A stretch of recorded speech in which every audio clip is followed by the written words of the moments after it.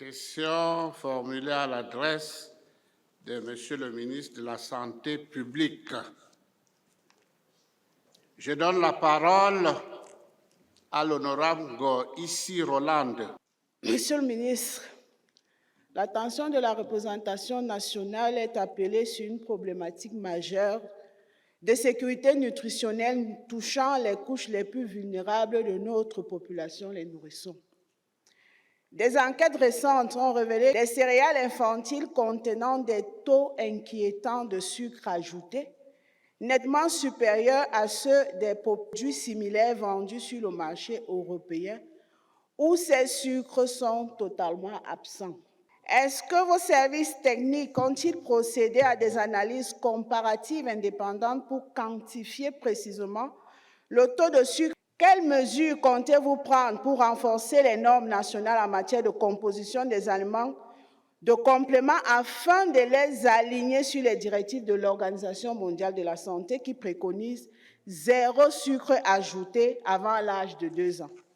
Un dialogue a-t-il été engagé avec le fabricant pour exiger une reformulation immédiate des produits afin de supprimer cette disparité injustifiée entre le marché camerounais et les marchés occidentaux?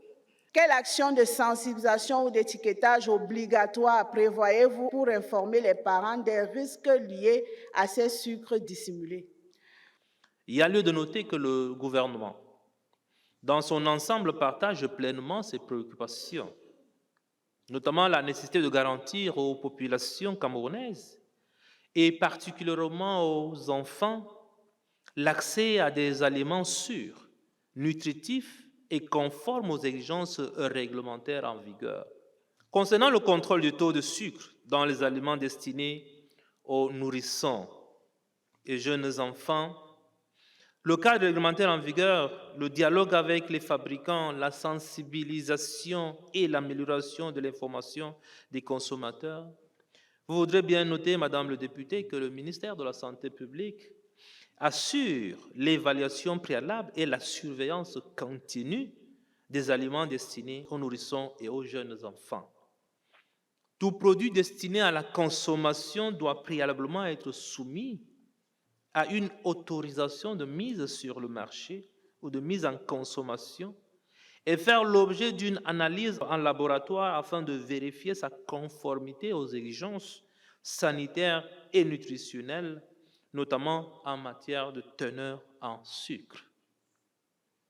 Les dossiers techniques et les résultats d'analyse sont examinés par une commission multisectorielle et des inspections des sites de production permettent également de vérifier les procédés de fabrication et la conformité des informations nutritionnelles figurant sur l'étiquetage. Toutes ces actions permettent à notre département ministériel de vous assurer qu'aucun produit mis à la consommation dans notre pays ne correspond aux normes réglementaires en vigueur et fait l'objet d'évaluations régulières pour s'assurer du respect de cette réglementation, notamment la loi cadre numéro 2018 du 11 décembre 2018 portant sur la sécurité sanitaire des aliments. Nous sommes assez regardants là-dessus. Un cas particulier vient d'être traité par notre département ministériel. Nous avons stoppé la commercialisation de ce lait. Nous avons détruit, rappelé tous les lots, détruit ces lots. Les recommandations de l'Organisation mondiale de la santé préconisent de limiter l'exposition de jeunes enfants au sucre libre et d'éviter leur ajout dans les aliments destinés aux enfants de moins de 2 ans. Toutefois, ces recommandations ne constituent pas nécessairement des interdictions réglementaires. La conformité d'un produit est appréciée au regard des normes applicables dans le pays, des analyses de laboratoire et des informations figurant sur l'étiquetage.